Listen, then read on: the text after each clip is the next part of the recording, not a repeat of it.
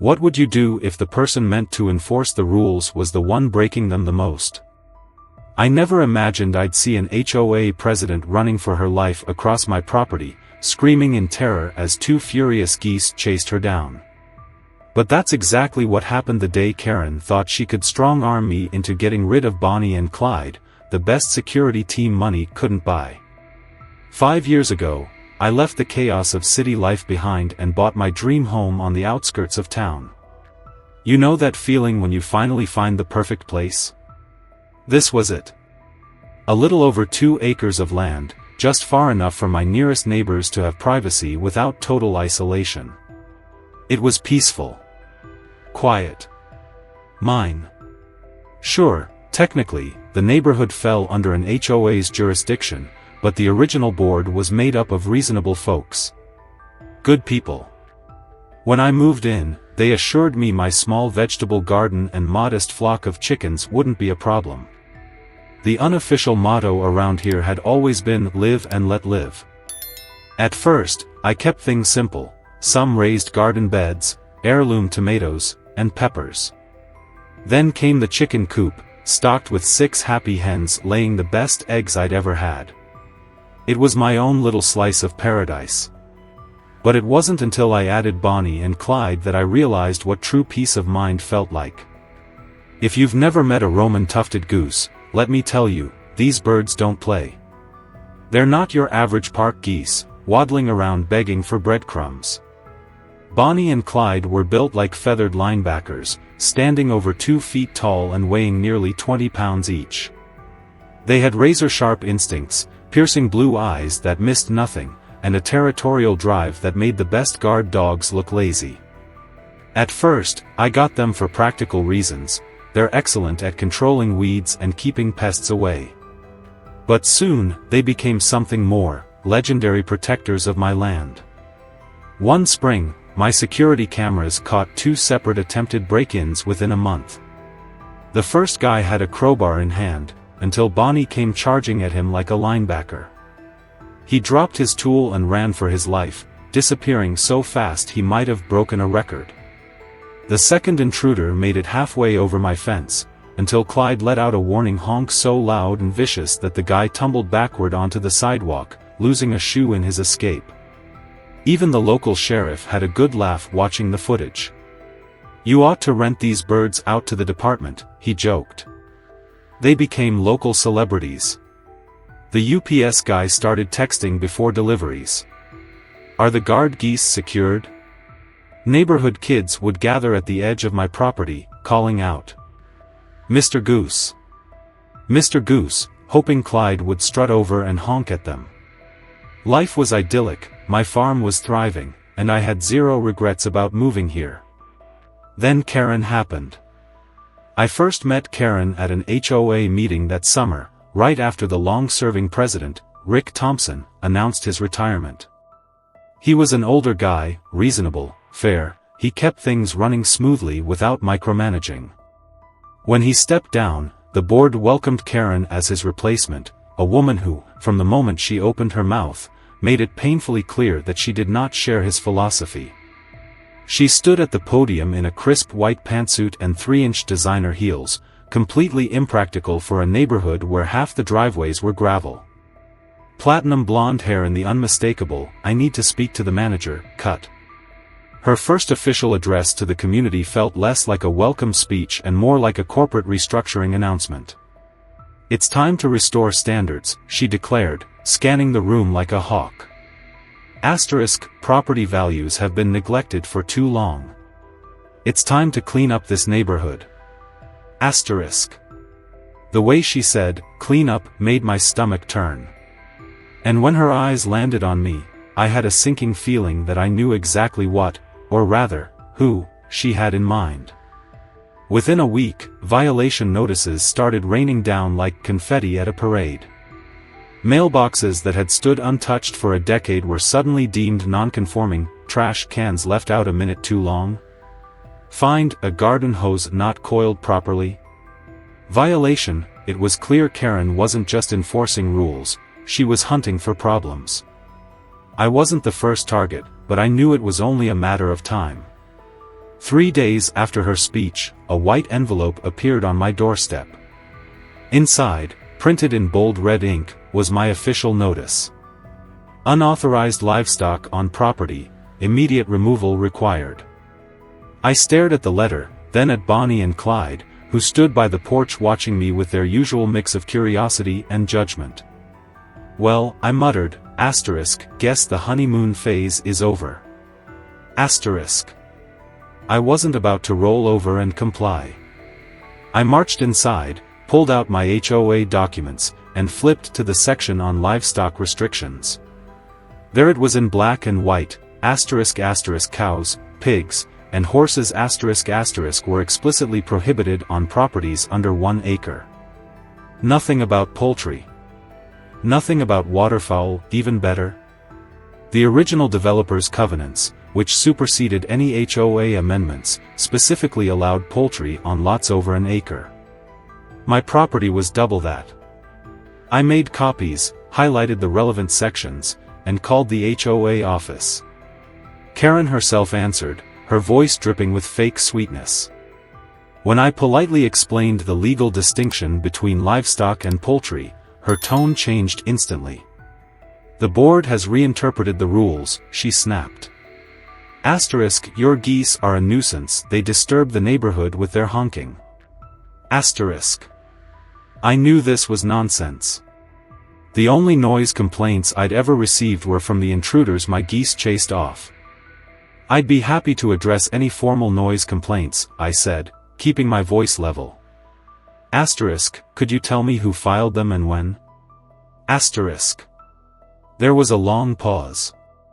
Then, in a voice tight with irritation, she said, well, I'm complaining now. That's not how this works, and she knew it. HOA bylaws required formal complaints, time-stamped evidence, and witness statements. Don't lecture me about the bylaws, she spat. I wrote the enforcement guidelines. Which would be an amendment, I countered smoothly. And amendments can't contradict the original covenants without a community vote. Silence. Then, you have 14 days to remove those birds or face daily fines. I hung up, exhaling slowly. Bonnie and Clyde were still watching me through the window, their eyes sharp with goose wisdom. Don't worry, I muttered. We've got the law on our side. But Karen didn't care about the law. The next few weeks turned into a war of attrition. Karen began conducting surprise inspections, conveniently only finding violations on properties that had opposed her at the last meeting. My neighbor Mike Dawson got cited because his fence was half an inch too tall, a fence that had stood untouched for 15 years. Linda Hayes across the street was slapped with a violation for unauthorized vegetation, her native wildflowers she'd been growing for pollinators since before Karen even moved here. I knew my turn was coming. Sure enough, Karen's luxury SUV started creeping past my property at odd hours, slowing to a crawl. She had a camera with a zoom lens, snapping pictures of my backyard. 2 days later, she appeared at my gate, clipboard in hand, attempting to conduct an official inspection. I watched from my porch as she reached for the latch. Bonnie and Clyde saw her first. The moment her manicured fingers brushed the metal, they launched into action. A synchronized explosion of honking so loud it shattered the morning silence. Karen jumped back so fast she nearly fell into the drainage ditch. I had to bite back a grin. Small victory number 1. But Karen wasn't done. 2 days later, I received a certified letter, a formal warning. $100 per day in fines if the geese remain on the property.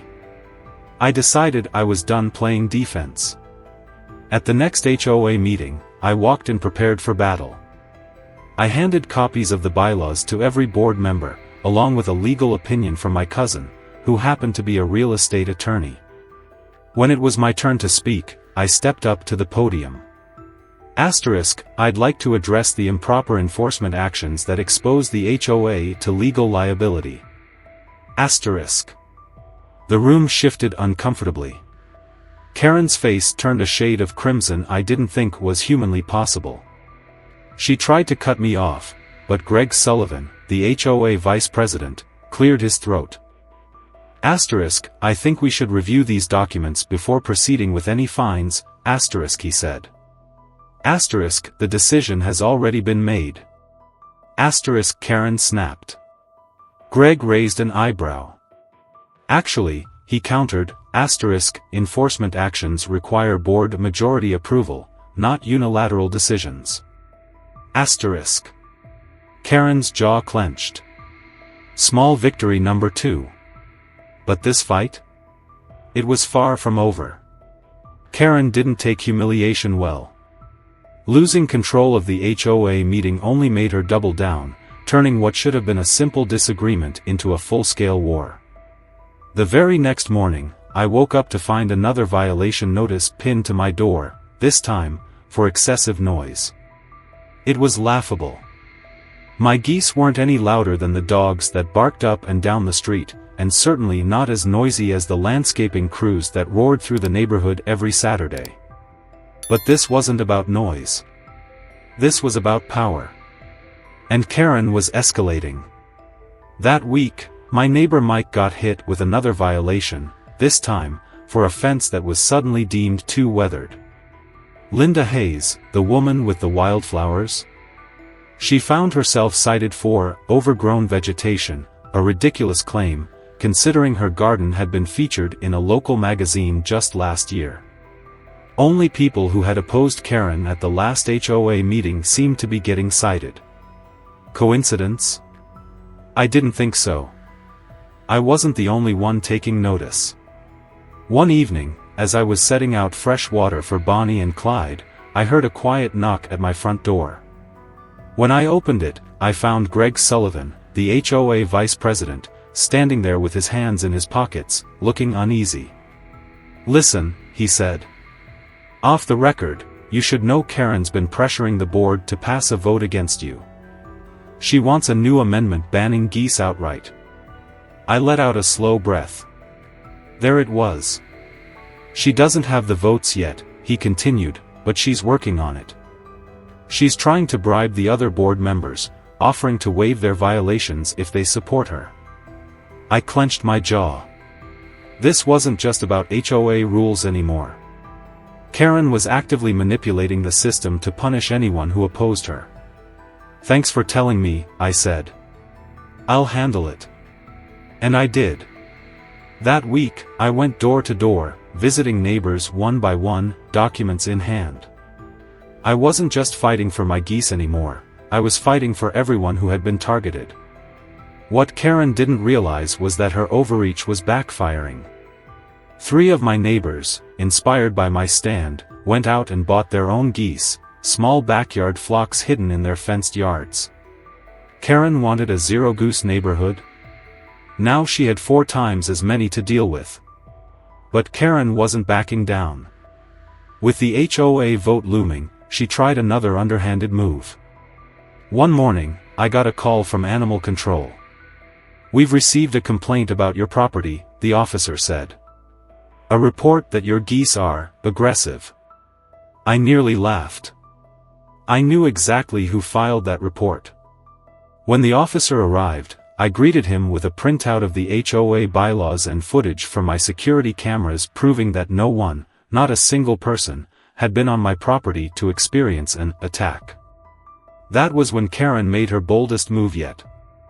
At the next HOA meeting, she presented a printed photo of a child with a bruised arm, claiming it was the result of a goose attack on a neighborhood kid. The room fell silent. I stood up slowly, walked to the podium, and took one look at the picture. Then I pulled out my phone, did a quick reverse image search, and turned the screen toward the crowd. "This is a stock photo from a first aid website," I said. A murmur spread across the room. Karen's face went pale. "Are you seriously trying to pass off a fake injury to ban my birds?" I asked. Greg Sullivan stood up. "I think we've heard enough," he said. That night, when the votes were counted, Karen lost. By just 5 votes. But as I walked toward the exit, she cornered me. Her voice was low, venomous. "This isn't over," she hissed. "Your geese won't be around forever." I held her gaze, unmoved. "Neither will you," I replied. I thought that would be the end of it. But Karen was just getting started. Karen wasn't the type to accept defeat gracefully. Losing the HOA vote should have been the end of it, but instead, it only made her more dangerous. She stopped relying on official HOA channels and started resorting to harassment and intimidation. At first, it was subtle. Her luxury SUV started appearing outside my property more frequently, always parked just far enough away to seem coincidental. I'd catch glimpses of her camera lens peeking out from the driver's seat, snapping pictures of my backyard, my garden, my geese. Then came the mysterious reports to the city. One morning, a zoning inspector showed up at my doorstep, clipboard in hand, claiming that someone had reported my property for hazardous waste violations. According to the complaint, my geese were producing an unsanitary level of waste, potentially contaminating groundwater. It was absolute nonsense. I walked the inspector around my property, showing him the meticulously maintained conditions, the proper waste disposal setup, the fresh water sources. He nodded, took notes, and cleared me on the spot. "Honestly," he said, "we've been getting a lot of these anonymous complaints lately. All targeting the same few properties. Seems like someone's got a personal vendetta." I didn't need to guess who. That night, as I checked my security cameras, I found something far more disturbing. Fresh footprints along my fence line. Someone had been on my property after midnight. The camera feed wasn't crystal clear, but it caught just enough, the shape of a figure lingering near my vegetable beds, the faint glint of light off something metallic. Whoever it was, they weren't just passing by, they were watching. And I had a feeling I knew exactly who it was. I wasn't about to let Karen escalate unchecked. The next day, I had 4 new motion-activated security cameras installed, strategically placed to catch every possible angle of entry. I set up solar-powered floodlights that would trigger with movement.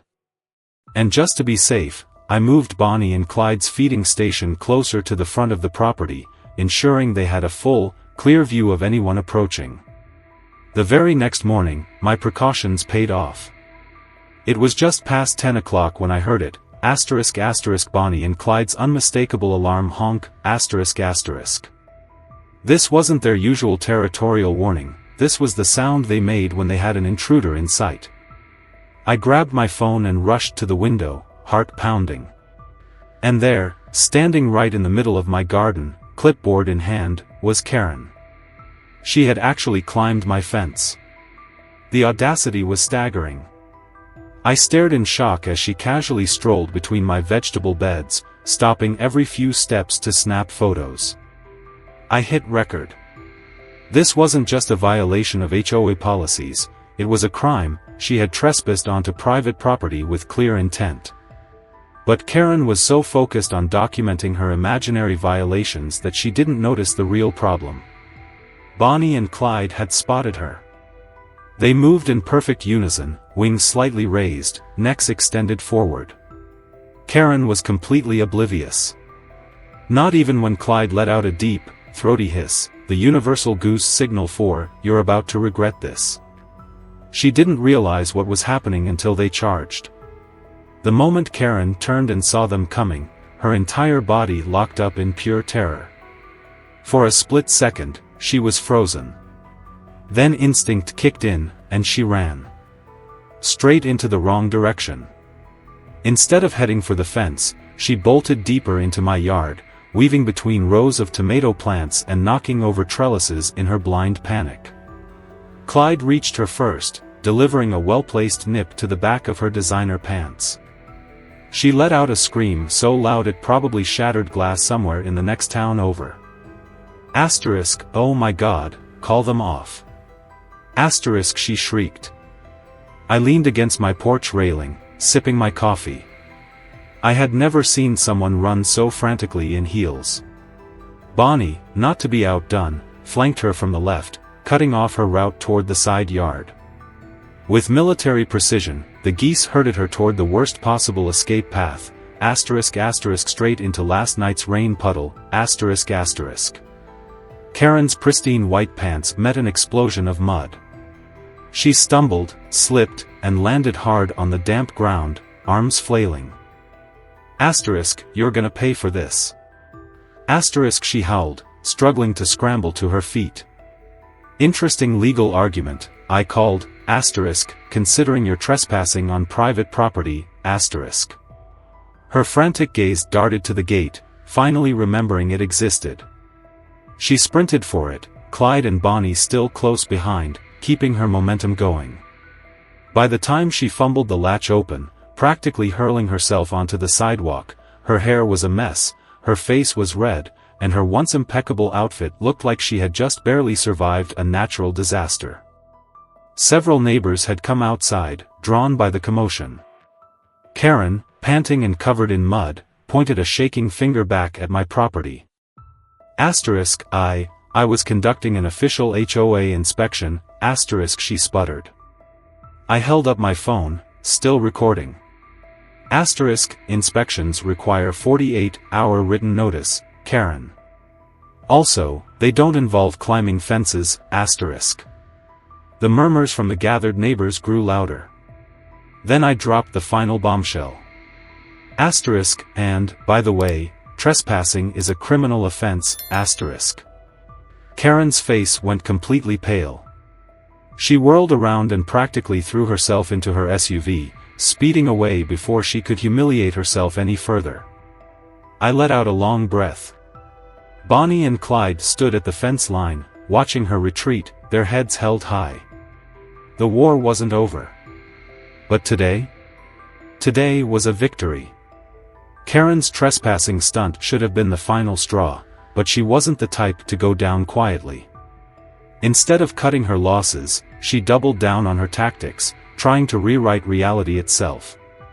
The next morning, I woke up to another violation notice, this time stating that my aggressive livestock posed a threat to the community and demanding their immediate removal. She even had the audacity to include a formal complaint claiming that my geese had violently attacked her during an official HOA inspection.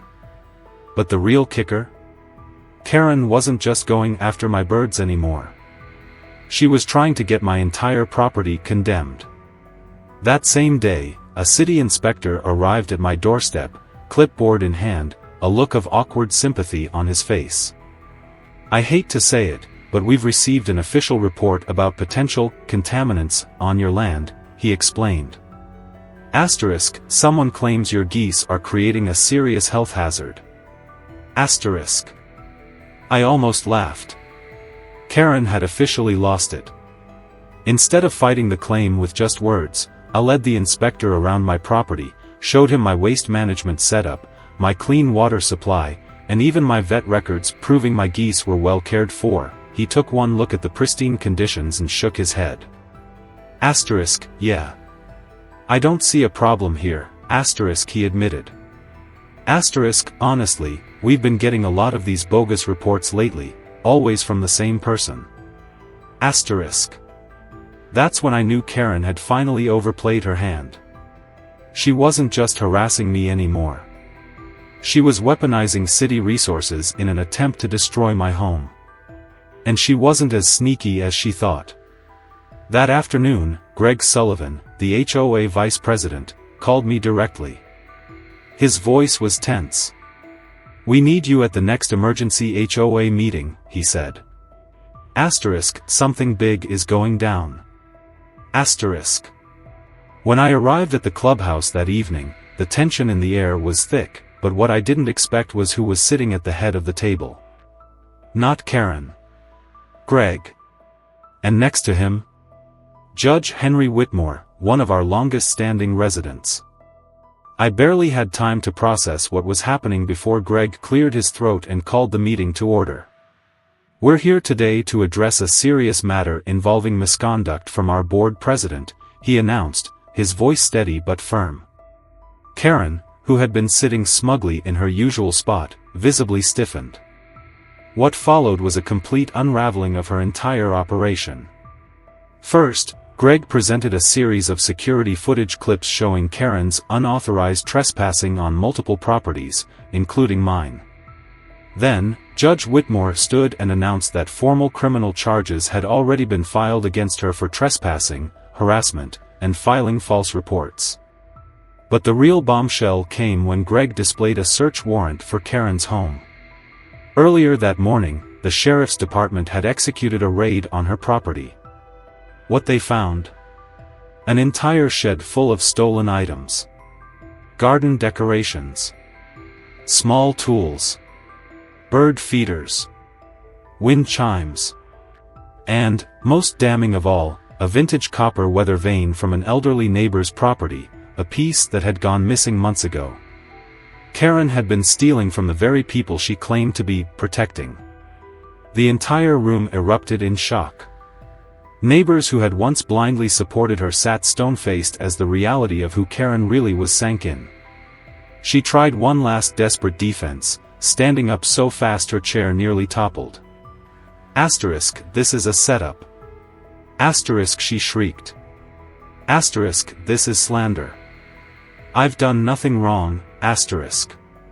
Judge Whitmore only raised an eyebrow. The sheriff's department disagrees, he said coolly. Asterisk, Karen, I'd advise you to get a lawyer. Asterisk. She stormed out, her face red with rage and humiliation, but it was over. The board officially removed her from her position on the spot. By the end of the month, she was charged with multiple offenses and forced to sell her house to cover legal fees. The best part, she moved into a retirement community with an even stricter HOA than ours. 2 weeks after she left, I got a text from an old neighbor. It was a picture of Karen's new house, complete with a bright yellow violation notice on her door. She had been fined for having an unauthorized mailbox color. I laughed so hard I nearly dropped my phone. As for me, my fines were officially rescinded, my geese became local celebrities, and Greg personally presented me with a certificate of appreciation at the next community meeting. Bonnie and Clyde even received tiny honorary sheriff badges from the actual police department. Justice had been served.